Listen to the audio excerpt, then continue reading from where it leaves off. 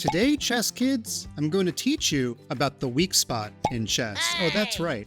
Due to no fault of your own, everybody starts the chess game with a weak spot. But it also means your opponent has a weak spot. And if you can learn to protect yours while attacking the opponent's, you might just win a bunch of games in less than 10 moves. Now, before we get to the actual chess, let me just say that it's great to be aware of your weaknesses because when you are, you can sometimes work around them. For example, in tennis, my weakness is the backhand. Oops, wait, do you play tennis? Oh, now you know how to beat me.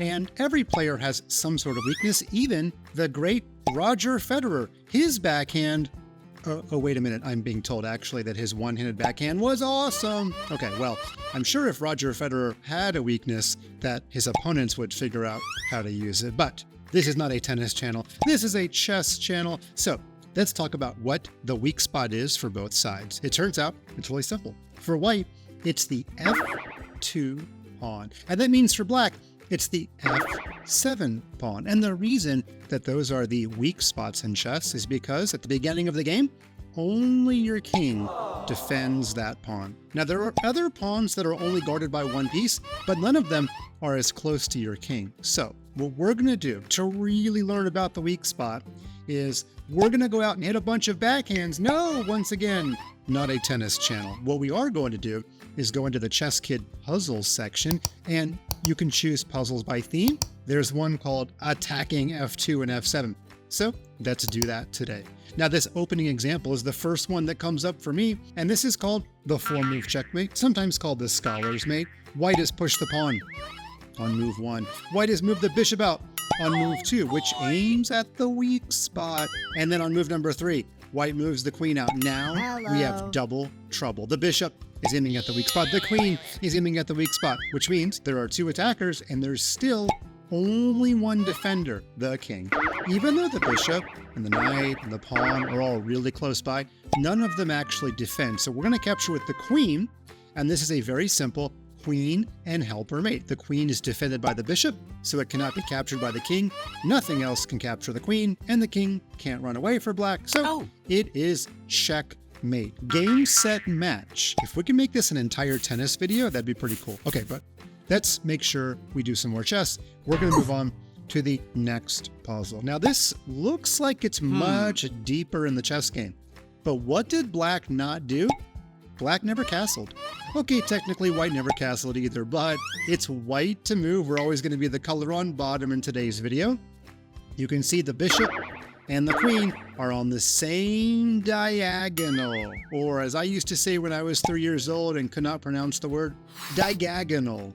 This bishop and this queen are working so well together that we're just going to put the queen on F7 one more time, and it's again checkmate because the bishop guards the queen. You probably got that one a lot faster than it took me to explain it. Okay, let's move on to our next one.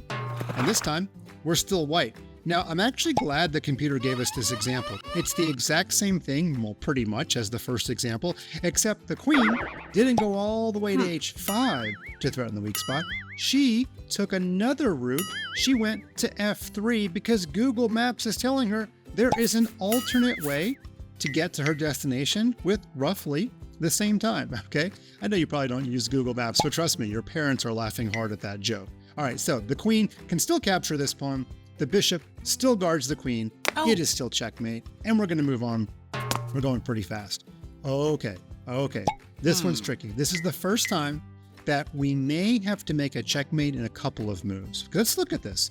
If we play our queen to the F7 square, which by now I'm sure is the first move you're looking at, not only can the king actually run away because he's no longer on the home square, but black can actually put multiple pieces in the way to block. Remember, when you're in check, there's 3 ways to get out: C, P, R. Capture, protect, or run away. In this case, black can protect. Black can put the queen in the way. And actually, if you can picture the 2 queens moving, let's get rid of one of those arrows. So white queen goes there, black's queen goes there. If you're white, you might need to trade queens, because if you're not careful, look at the black queen. She's lined up with your king, and oh boy, that's a problem. So let's go back to our beginning position. Wouldn't it be neat if we got the black king to go back in his home a little bit? Like if we got the black king to go to one of these squares, just picture the king on either of those squares. Then queen to f7 would be checkmate. So we have to find a way to force the king to go sort of back in his little home, back in his cave. We're going to be the bear. Okay, we're switching analogies here. Is there a tennis analogy? Probably not. But let's just look for a really good check. I actually think this is the hardest puzzle by far so far because there are so many checks in the first move. There's that check. There's that check. There's that check. We already talked about that check. That check's a little crazy because you're going to lose your queen. We've got that check, not to mention there are some checks with our bishop as well. Let's clear the board, and I'm just going to help you out a little bit here, okay? If you play a move like, I don't know, this check, the problem is the king, when he travels to the right, for example, your queen doesn't have access to the weak spot anymore, f7. So we want to pick one of the checks where the queen still aims at f7. After all, that is the theme we're talking about today. So you've probably figured out that the correct move is going to be the queen to this square. That's a check. And if the king goes here or here, we already said the queen goes to f7. Why am I suddenly whispering? I honestly don't know. But it is going to be checkmate. Now, the only other option for black after queen f5 would be if the king moved to this square, and then we're going to have to abandon the idea of a checkmate on the weak spot. But luckily, our queen can keep going. She can land on b5, and if you can picture the black king here and the white queen there, that would actually be a checkmate, a totally different kind of checkmate than an f7 mate, but it still counts, okay? And I'm going over all this because I literally don't know which option the computer is going to pick. So why don't you take a guess? Because your guess is as good as mine. When I play queen f5, is the king going to go to option 1, option 2, or option 3? We've already covered we're going to checkmate regardless of where the king moves, but we don't know what the computer is going to pick. Okay, so let's put the queen there, and the king is going to move. Oh, did you guess e8? I bet you did, because otherwise, if he goes to c6, we wouldn't be able to use the f7 square as part of the puzzle. Okay, so class, we should capture the free knight, right? Right? No, this puzzle by theme is not capturing free knights or double attacking. This is all about checkmate. So when you see a good move, look for a better one. Better than capturing the knight is playing our traditional checkmate. Okay, now that took a lot longer because we had to set up the checkmate on the first move to play it on the second move. And when you go from mate in 1 to mate in 2, as you saw in a much earlier video, the level of difficulty more than doubles, but you're a smart chess kid, you can handle it. And in that realm, we're going to keep on going. We're going to do a lot more. I think we're actually back to easier puzzles. Didn't mean to scare you, but yeah, this is not mate in 2. The computer's like, you know what?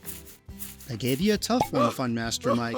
Now you get to go back to doing a little bit of an easier one, and I don't think this one requires much explanation because if you fool me once, shame on me. If you fool me for the 7th time in this video, shame on me a lot. Okay, queen takes f7. The bishop still guards the queen, and it is our traditional checkmate.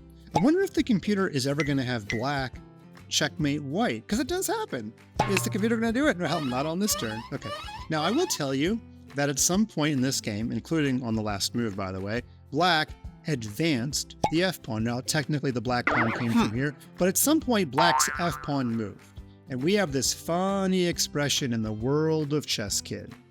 If you want to move your f-pawn, you must get Fun Master Mike's written permission. And guess what? I don't give my permission very often because, frankly, moving your f-pawn usually weakens your king more than it helps. Obviously, there are exceptions, and when you become a fun master like me, then you can do the exceptions. But for almost everybody out there listening to my voice, please hear my danger call. Don't move your f-pawn unless you have my written permission. And you know what? I don't have the address to your house, so I'm probably not going to be writing you a letter giving you my permission. Okay, in this position, our queen is going to take advantage of the fact that the f-pawn moves. When you move the f-pawn, you open up this diagonal to your king, if I can speak like a 3-year-old again, okay? And so I think what we need to do first is get our queen to that diagonal. When our queen moves to h5, it's check, and then she'll be able to aim at f7. Now, there's a couple of things that black can do, but I don't want you to get this too complicated. So I'm going to go ahead and play the check first, and we'll talk about the rest of the puzzle after the black king moves. the black king has moved here. Now, we're actually going to borrow a pattern that we just learned 2 puzzles ago, and we're going to apply it to this position. If you remember a couple of puzzles ago, that was our first time doing mate in 2. And I said, don't dive right into f7, because if you do, black can, for example, block the check with the queen, and then it's going to be tough to deliver checkmate. We need to force the king back in his cave. We want to force the king back to one of these squares, then queen f7 would be mate. And if you'll remember 2 puzzles ago, that was accomplished by moving the queen to f5. Now here it's even more fun. We get to capture a pawn along the way, but it's the exact same pattern. And if you recognized the similarity between 2 puzzles ago and this puzzle, give yourself a big pat on the back. Don't give yourself an ice cream sandwich, because I don't know what's in your freezer. I think a pat on the back will do. Queen takes f5 check, the king moves, and it's checkmate on f7. That was actually made in 3. Awesome job if you were able to solve any part of that. If you solved the whole thing, don't fast forward the video. I still want you to watch the rest. Okay, let's move on to our next puzzle. Oh, finally! It seems that we are going to checkmate white. But wait a minute. Let's take a look at the f2 and the f7 square. It kind of looks like this is f2. Well, it actually doesn't look like it. That is f2. But the white king has already traveled to the right side of the chessboard. That's actually a little bit weird. I'm going to tell you what the computer's thinking. At least I think. The square f2 is weak if the king runs back, this white king right here, if he runs back to the left side of the board. Now you might wonder, why would a king that's castled go back toward the middle and then run back to the king's side of the board? Well, I'm glad that you asked me that question, or I'm glad I asked myself that question. And here's the reason. Do you see how the rook and the queen for black are lined up with the white king? I didn't quite get the arrow all the way there, but I think you see the rook and the queen have a battery leading to the white king. So let's do a little bit of work in our head. I'm going to challenge you a little bit more by not moving the pieces. If we take this pawn, the white king is definitely in check. And if he tries to run back into his home and plays king b1 and thinks that he's safe with a little mini wall of pawns in front of him, well, I've got some bad news for the king. Because the queen would travel to c2, which is check. The queen would have the protection of the rook. Remember, that pawn wouldn't be there anymore. Then the white king would have to run further to the corner. The black queen would be here. Black's got a bishop here. That means there's a double team on this pawn. And the queen could take that pawn, which would be checkmate, because the poor king would be trapped in the corner. He wouldn't be able to take because the bishop is there for backup. And you might be wondering, Funmaster Mike, are you drawing arrows all over the screen to help me or to make yourself feel smart? Maybe a little bit of both, okay? But let me tell you why I did draw those arrows. I am pretty sure the computer's king is going to run the other way so that we can talk about the weakness of f2. Funmaster Mike, how could that pawn be important? It's on the clear other side of the board. Well, again, thank you for letting me ask myself questions. The queen, when she captures, she might have the white king run this way. And if the king runs that way, we're still going to put our queen on c2, and she's still going to have Mr. Rook down here as her friendly neighborhood helper.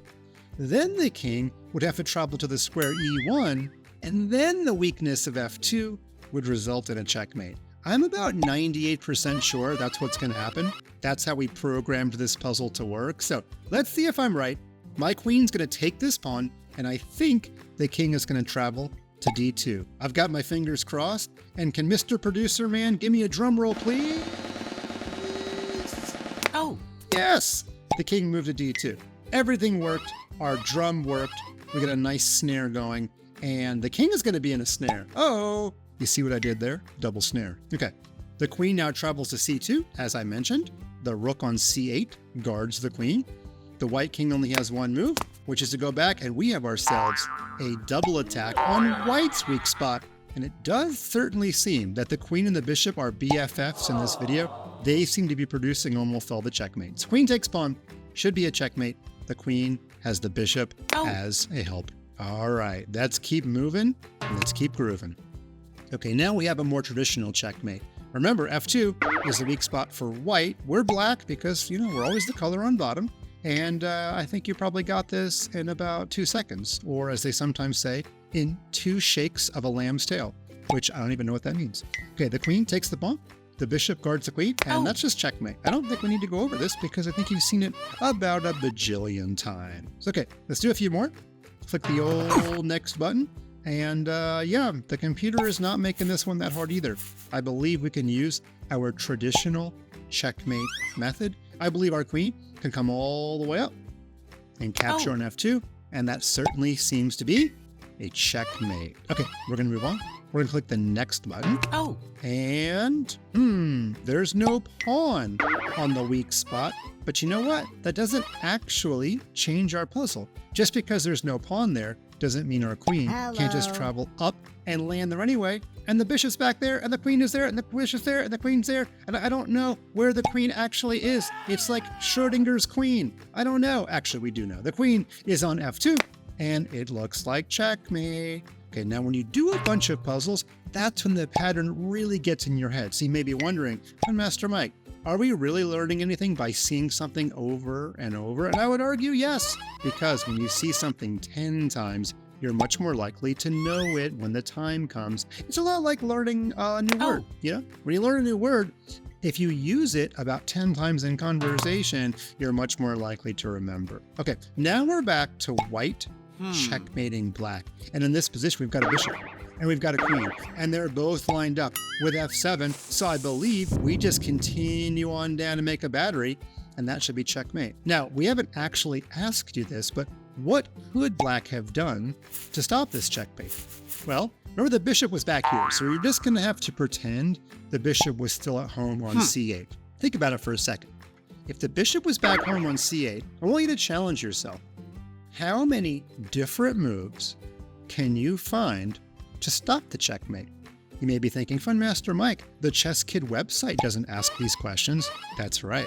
This is better than the ChessKid website. This is ChessKid the man asking you very real-life important questions. Okay, so let's take a little pause, not a snooze, don't fall asleep on me, but I am going to go quiet for a little bit, and I literally want you to figure out how many different moves does black have to stop queen F7 mate. Remember the black bishop? We're going to pretend it's back home on C8.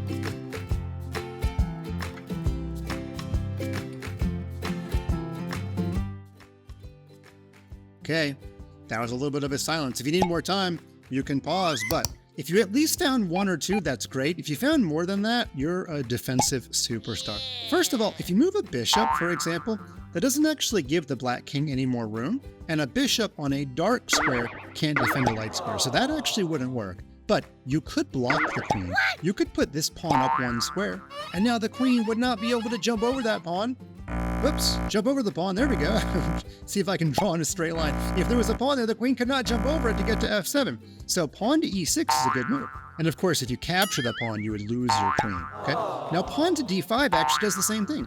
That's already two different ways of stopping the checkmate. You could actually push your pawn one square. I don't like this move as much, but it does count, because then if the queen gives a check, the king could actually run to the open square. We call that Luft or Luft. That means air or space. The king has some air, okay? You could also move the queen to give the king a little bit of space. That would work. I think that's the fourth move. You could even move the knight here to block the queen. And if the queen took the knight, the pawn is waiting. I think we're up to 5 different ways. And you know what? I even see a 6th way. The knight could take the bishop, which might be my favorite way, because if the bishop's not there, then of course there is no bishop and queen battery. So if the knight takes the bishop and the queen tries to go it alone and checkmate on F7, nothing's guarding her, and the king will take the free candy. That's a $9 piece of candy, which is, you know, about what candy costs these days. So a lot of different ways to stop the checkmate. I think I counted 1, 2, 3, 4, 5, 6, maybe 7? I don't know. It doesn't matter about the exact number. As long as you find one of them, you won't get mated. But we're going to go ahead and play the checkmate. Queen F7, and the deed is done. Set him up, play again, as my friend GM Canty, the chess Jedi, says. Set him up, play again. I like that attitude. When you lose a game or when you win, you know, let's set him up, play again. All right. We are back to traditional checkmate. The bishop and the queen are doing their thing. They're working together. They're landing on the weak spot, F2, and that should be checkmate. One thing I want to pause and remind you In how many of these games was the checkmated king castled? I believe 1. In almost every time where you checkmate on f2 or f7, it's because the other person's king forgot to get the king out of the middle by castling. If you don't know what castling is, go check out the ChessKid video. But if you do know, remember, it's not enough to know how to castle, you actually have to castle. It's a lot like when I was growing up. It's not enough to know how to make your bed each day. You actually have to make your bed each day to make your mom and dad happy. Okay, let's move on to our next one. And what's going on here? Ooh, this is really interesting. Black, at some point, has captured white's weak spot, but now it's the turn for white to capture black's weak spot. And we have our traditional queen and bishop. Nothing else on the board particularly matters. Queen takes pawn is checkmate. Now I'm going to ask you one question I asked you a few positions ago. How could black stop the checkmate? And I will say that one of the best ways is to castle. Because if black castled, his king would land there. The rook would, of course, jump over the king and land on that square, and the rook would help support the weak spot. That's why castling is so important, and I'm glad that we had this puzzle to show you. But it's not black's move, it's white's move, which makes that checkmate. We're going to do one more puzzle, and then I've got a little treat to show you at the end. All right, this looks like our traditional checkmate. We've got the bishop. We've got the queen. By the way, the computer is in love with the idea of bishops and queens working together, but keep in mind it could be something else. For example, this knight, it often travels to f6 on its first move. Of course, I realize it can't now, okay? You can't capture your own queen. Please don't write to us, okay? I know knight f6 is not possible, but if the knight were to move there before the queen, and then the knight were to travel to g4, notice the knight would be aiming at the weak spot. So even though our video today doesn't cover the knight being the helper that much, the knight could very easily be the queen's helper. In this case, though, we don't need the knight. We don't need no stinking knights. The queen captures on f2, and the bishop guards the queen, our traditional checkmate. Now, I told you there'd be a treat at the end. I'm going to show you an amazing way to take advantage of the weak spot early in the game without even using your queen to win the game. Do you want to see it? Well, I hope you do, because here it comes. Here we go, chess kids. It's happy, fun bonus time. This is a very short game I won against another chess master in a game of blitz chess. It just goes to show you, when you don't have much time on your clock, you might forget about the weakness of f2 or f7. Now in this game I was white, and I started out by playing e4, what I always like to play. And my opponent played e5, and after e5, I played knight f3 to attack the pawn. You can see the computer is already letting us know. And black played this not so great move, pawn to d6. It does technically defend the pawn, but it also blocks in the bishop. So my next move was to immediately go after the weak spot. I played bishop to c4, and I'm lined up with f7. But I only have one attacker, which is not quite enough. Now my opponent developed this bishop all the way to the square g4. And now if I were to ever move my knight, I would actually lose my queen. Keep that in the back of your mind for just a second. Instead, I played the regular old developing move, knight to c3. And now my opponent made a really bad blunder. Now the computer is saying I should have played d4, but I kind of like my move. My opponent played knight to e7. Oh, no, that's not a very good move. Should have gone to the happy square f6, double question mark. And in this position, I played knight takes e5 like a hero. You can see my threat is bishop takes f7. Now my opponent didn't have the luxury of arrows being on the screen, and he did realize that if his bishop took my queen, I'm going to show you this on the board here, then even without my queen, bishop takes f7 is checkmate. That just goes to show you that even with the queen off the board, checkmates on the weak spot can happen. This time, it's just a knight and a bishop that delivers the check. Now, I told you that didn't happen, and you're probably wondering what did happen in the real game. So, if we click the reverse button on our ChessKid bus, my opponent played d5. He was trying to block my bishop's access to the weak spot, but I just took with my knight. And then my opponent got really excited. He's like, wait a minute, now I can capture your queen. Because you can't take the weak spot because your knight's in the way. But then I said, wait a minute, all I've got to do is get rid of my knight. So I played knight f6 check, simply giving my opponent a free knight. And then, despite the fact that there's arrows all over the screen, there's only one move for my opponent, which was to capture. And then I got to play bishop takes f7 anyway. And look at that. I lost a queen. I lost a knight. I only have 2 pieces in the attack, but that's all I need because bishop takes f7 on the weak spot delivers checkmate. Now, I played this game more than 20 years ago, and I still remember it because it's always fun when you get to sacrifice your queen. Maybe I'll do a new video on that someday. Games in which you sacrifice your queen to win. Wouldn't that be fun? It would be. But until then, chess kids, remember to guard your weak spot. f7 for black, f2 for white. The best way is probably to castle early on. And if you're the person who likes to attack quickly, think about ways you can double team the weak spot. And if you can, you might just find a way to win really quickly. Who knows? Maybe I'll make a ChessKid video out of one of your games one day.